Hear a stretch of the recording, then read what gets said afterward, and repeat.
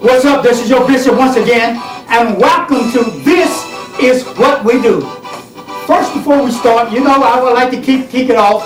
I like to kick it off with a prayer and a scripture. Now, Father, in the name of Jesus, we ask your blessing upon this part of the segment of our program and our listeners today, Father. We pray your blessings be upon them, Lord, in Jesus' name. Now, our scripture is taken from Philippians, the 3rd chapter, beginning at the 13th verse. It says, Brethren, I count not myself to apprehend, but this one thing that I do, forgetting those things which are behind, and reaching forth unto those things which are before. I press towards the mark of the prize of the high calling of God in Christ Jesus. Before we get started, I give a shout out to our sponsors, Blue Luna Tattooed and Piercing, Joe Nunez, and Dean from Soup to Impress. Tell them the bishop sent you. Well, we got a great program today, and we're going to get started. And we're going to ask this young lady who's beside me today to really give her name and where she's from originally. My name is Jasmine Rankin. I'm originally from Brooklyn, New York. Yeah, wonderful. We're going to get it kicked off by, you know how we do it. We always talk about the past, the present, and the future. So we're going to dig into a little about her past and her upbringing and where she's, well, she says she's from Brooklyn, New York. So we're going to dig into that. So we want her to start by her youth. My youth, I was born in Brooklyn. I moved a few times. My mom was kind of, they used to call her Gypsy. We moved a lot. They did. Wow. She still goes by Gypsy, her email and everything. I've lived in Brooklyn, Queens. I've lived in Evanston here, Asheboro, Greensboro. Wow. A few different places in the east, up and down the East Coast with them. Uh-huh. So my upbringing was rather diverse. I spent a great deal of time living with my godmother, and at one point we had about 15 of us living in her apartment, but she had quite a bit of room, so it was never crowded. But right. Kind of diverse considering with my mom, I would have been like the only child there if I wasn't the only child. Right. So it's Well, diverse. tell me about you, all those people in the household. How do y'all adjust like that? We just do. It's like fun. We adapt, we feed off of one another, and it teaches about all the different personalities. Living with all of them taught me about the diversity of people because we all had different personalities. There were 2 sets of twins in the home. Okay. And people, they're both identical, and the crazy part is they're so night and day. Definitely night and day. But it teaches you about diversity and tolerance because you learn your patience when you're in the house with that many siblings and cousins and aunts and uncles in and out. So you definitely learn how to have self-control. Oh my goodness, my goodness. Well, where, if I may ask, about this nickname of yours? I know you're not fond of this. Where did this come from? When I was a little girl, what is it? Pip. I had Pip. really long ponytails, so I think either I was asleep or I was playing with my cousin, and he pulled them and stuck them straight up like Pippi Longstocking. And the name kind of stuck because I always had 2 ponytails. So right. That was just wow. what we decided to do. So that stuck to you up to now, and people still call you Pip? Your daughter. Oh, wow. Okay. That's awesome. That's awesome. Okay, now let's bring it up to your teenager. Your teenage years. Let's tell about your teenage years. I mean, I'm sure that we all have, as we say, we have past, and some of them not so good, and some of them maybe good. But let's talk about the good, the bad, and the ugly. My teenage years, let me see, I moved a lot then. I went to 3 different high schools. Oh, wow. I graduated from Asheboro High, but I did a majority of my high schooling in New York. And relocating, it was like night and day. We had vocational and technical high schools in New York, whereas alongside our regular courses, we took college level courses in the school. Right. You pick a major, you pick the schools you want to attend. It doesn't go by district in the city. You basically get a book like you're applying to college. So I had picked a business school. I was doing business classes. We actually have one program where you run your own business. Basically, it's a mock business, and you run it the entirety of your high school career. But when I moved down here, they didn't have programs like that, of course. So transferring was, I mean, it wasn't difficult because the curriculum wasn't really that much. It was different, but some of the things they tried to have me do, I had already done up there. Right. So it was basically easier when you come down here. It was, but then they had problems wanting to transfer my credits because she said I had too many credits to be my age, too many credits for the grade level I was in because I was 15, but I was already a junior. Okay. So she definitely wasn't trying to understand how that went. So we had to call my guidance counselor, the principal, the dean, all that to get my credits back transferred. And when I graduated, I actually graduated with, I want to say, about 8 extra credits that didn't apply toward my diploma because she wouldn't apply them. Right. I'll say my teen year was pretty uneventful because it was mostly me focusing on preparing for college and all of that stuff. I'll say Asheboro High was definitely a lot different than going to school in the city. The diversity I'm pretty sure it was. The diversity wasn't the same, and actually the atmosphere. We had more of a not I'm gonna say more lenient, but it was just a different structure, and we got to experience more diverse cultures and things. We had people from other countries, like maybe 1 or 2 at Asheboro High, but in New York in the class, we had people different parts of Africa. I know my best friend, she was Ethiopian. We had one girl, she used to live in Iran. Wow. Yeah, so it was a lot of diversity, and people coexisted very well. You know, as you travel, things different. It's not that much, you know, it's a culture shock for some. Yes. And then because it's not the diversity you're used to, walking through the city, you're running to 20, 30 different kind of people. Right. And then you hear everybody around here seems to either be family, grew up together, they know each other's family for generations. Right. So in the city, you got to experience more of a melting pot. Right. Well, I look at you, a very bright and intelligent young lady, and but you said you talked about some of your school background. You know, you said you were in college. Okay. But now you are a single parent, right? Wow. Tell me how being a single parent, how that intertwined. You know, you being a young adult as you are. How did it intertwine? I'm not even sure how to answer that. I guess I could say that because I was in college when I got pregnant with my daughter. I'm not gonna say I set things back because she was pretty much an easygoing infant, so I was able to do online classes and parent at the same time while working. Okay. I will say that it was harder because I was younger and I wasn't planning on having her when I had her. I understand. Like I said, being a single parent compared to having a 2-family home is definitely different because you don't have the support you need consistently to get things done. Right. But it teaches you how to prioritize your time better, and you learn what's important and what can be just left out to the dust. Well, tell me about your children. I have a 5-year-old, her name is Genesis, and I have a 2-year-old, we call her my miracle baby, her name is Christiana. Okay. She was born early. I actually had my IUD in when I got pregnant with her, so we think that caused a few health issues that she has. Okay. She's 2, and she has, this is going to be extensive, cardiomegaly. She's had hypertension since she was about a month old. My goodness. She has a lot of GI issues. She has sensory processing disorder, which by itself is like a whirlwind of confusion when people don't understand it. She's also epileptic. Okay. And she has this apnea thing where there are times when she's sleeping, she just quits breathing. Wow. But she's like a happy, you would never know. Like, she's the happiest little thing you would ever see. You would never know she had all those issues unless someone told you. Wow, that is so much. And I'm sure you're helping somebody out there right now because they looking at you and say, how are you dealing with that? And you look very young and you dealing with, I mean, how do you really deal with that? Because I'm telling you that, just to listen to that really just almost blow my mind. And how would I deal with that? Surprisingly, what seems like a lot to everybody else is everyday nature with us because we just spent about a month and a half or so alternating hospital stays with my kids at Burnett Hospital. Basically, I get through it because my kids get through it. Like, my baby girl's taught me so much in 2 years. She taught me what really was important in life. She taught me the value of life because, like, I was always like, go, go, go. I got goals I want to accomplish.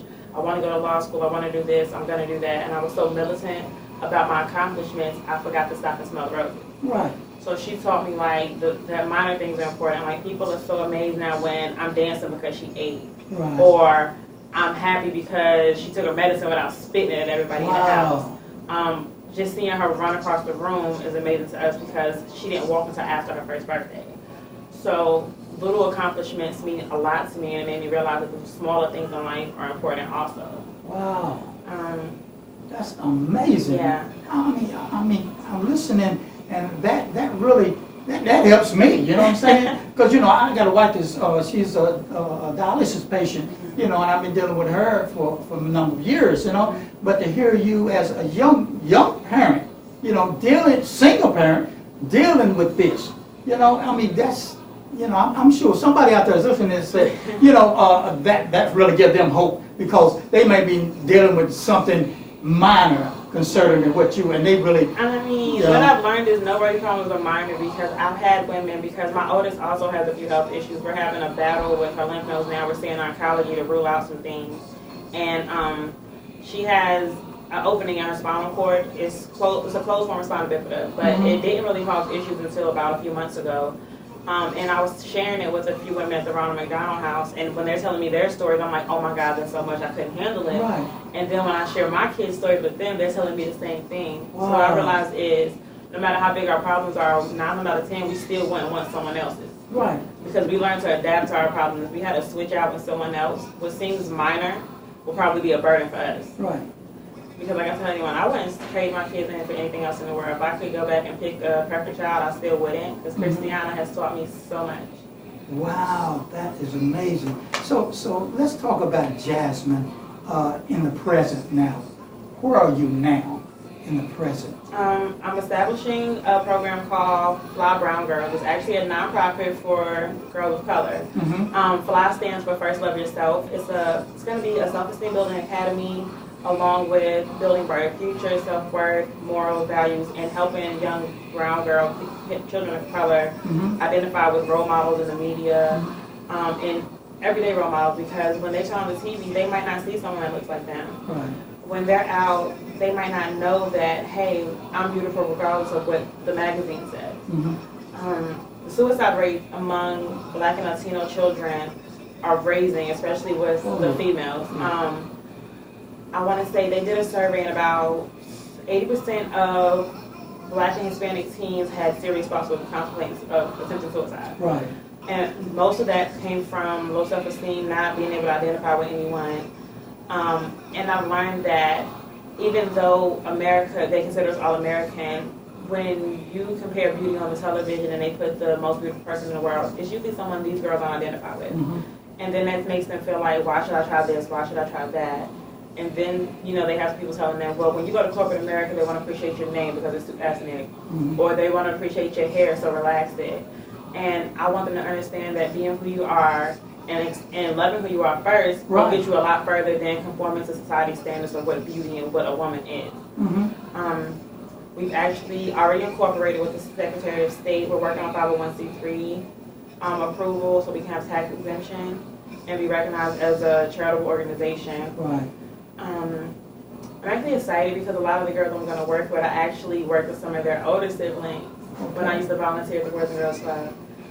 So it's definitely going to be a journey, and we're working on being able to speak at the local high school, middle schools, and maybe a few in Greensboro. I do have a couple of connections because Mr. Rice, I know a lot of the kids know him. He was actually my PE teacher when I stayed in Greensboro when I was in middle school, so I know he definitely can help me go to the right direction with the Board of Ed and get an approval. I also have a domestic violence prevention agency, which is going to tie into Fly Brown Girls also, because along with the self-esteem building, we're going to work on preventing domestic violence relationships and teaching them the signs and all of that.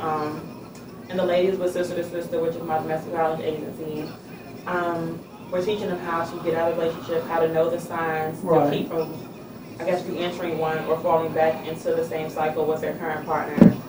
We work on helping them leave. We've actually got about 6 or 7 families this year out of the situation. We connected them with resources. We help them draw up a safety exit plan, which is basically where you help them leave safely, because I want to say a woman's chance of being killed by her intimate partner more than triples when she leaves. Right. So people always ask, why did she stay? And it's more of, why couldn't she leave? Because most women that have been killed by their partner were killed because they left. It triggers something, and the spouse feels like that part of him that he was controlling is gone. So if he can't have it, no one else can have it. Let me say this. What you just said triggers something. You said that why they don't leave. A lot of them, they do ask that question. Why don't they just leave and get out of that? I mean, what do keep them there? Okay. Economical dependence. Some of those women are dependent on the man economically. It'll start out as any other romance. It'll be fantastic. He'll spoil her, buy her gifts, treats her nice to her family. He has like a sociopathic personality. You need to say narcissistic. And as the relationship goes on, he'll slowly but surely introduce these abusive properties, but it's so subtle that it's not noticed. He might start controlling what she wears, and she'll see it as, okay, he wants me to dress more modestly because, you know, I'm his woman. Then he'll start saying some of her friends are no good, and she'll see like, okay, maybe this friend is going to the club, maybe I shouldn't hang with her. Then slowly she's isolated from her family. Then it might be he feels like she works too much, and he'll tell her, you know, you need to stay home. But then it'll be once she starts being a stay-at-home mom, he doesn't want her to go out. So now he's isolated her family, friends. He may have moved her away from everything she knows, and now she doesn't have her own money to support her leaving. And what I've learned is family and friends will always say, yeah, leave, you can come here. But they don't realize when that person comes there, this man follows. He might find her. And 9 out of 10, once that person's in their family's home, when that man comes knocking and banging and he has guns, weapons, or whatever, that person is like, I can't have this drama here with my family. I can't have this here with my friends. So what does she do? Most shelters are full 90% of the time, and there's a waiting list. There aren't many safe houses they don't have the strong regulations that a shelter does, but they're still full most of the time. And her only other option would be to go back to him. And then it's the psychological warfare. He'll tell her, like, nobody else wants you. Look at your family, they've abandoned you. Not realizing that she abandoned them. The mind is one of the most powerful things. Once somebody can control the mind, they control everything. Take Hitler. He had an entire army after him, one man, and he had them commit one of the most heinous genocides ever. Psychological warfare, be it in a domestic violence relationship or for political reasons, is dangerous because once you control a person's mind, you control that person and everything about them. And that's kind of what keeps some of those women in that relationship, and people don't see it as that. And I say, instead of asking them, why does she stay, why not ask why did he do what he did? Instead of victim blaming, which is usually what happens, they'll tell her like, oh, you're crazy for staying there, you're stupid for being there. But it'll be times when she might leave and he'll find her, he'll beat her, and he'll tell her, if you don't come home, I'm going to either kill you, kill the kids. And once this man is beating her within an inch of her life, she knows that death is around the corner. So she feels like in an effort to save her and her family, she'll deal with the minor abuse just to keep from being in that situation again. And it'll take either a certain trigger or the right time or the right resources for her to get out. If no one's offering the resources to help them relocate or get on their feet or establish a job, and on top of that, hide from this man who, I mean, finding someone isn't that hard. Public information is all over the internet. With social media taking the internet by storm the way it has, it's been easier to locate people. Some people have a location on, they won't know their locations on, and things like that help these men find these women, even when they're not using social media. Bank statements, anything electronic, debit cards, things like that can tell where this person is at and where they're spending money. And once they find that and they find them, the cycle starts over until someone helps keep them out of it. Now, when you think some of the ladies that have low self-esteem and they're very vulnerable in certain things because maybe some things that happened in their childhood. That's possible, but not all, because a lot of these women go into a relationship with high self-esteem. They think highly of themselves. But if you take anyone and torture them and beat them down, it can change their whole mindset. A victim of war, once that person is captured and isolated, they'll torture them, they'll beat them, they'll do whatever they have to do to break them down. And once you break that person down, they become mentally unstable. Look at soldiers. They can go into war a perfect specimen, no history of mental illness or anything.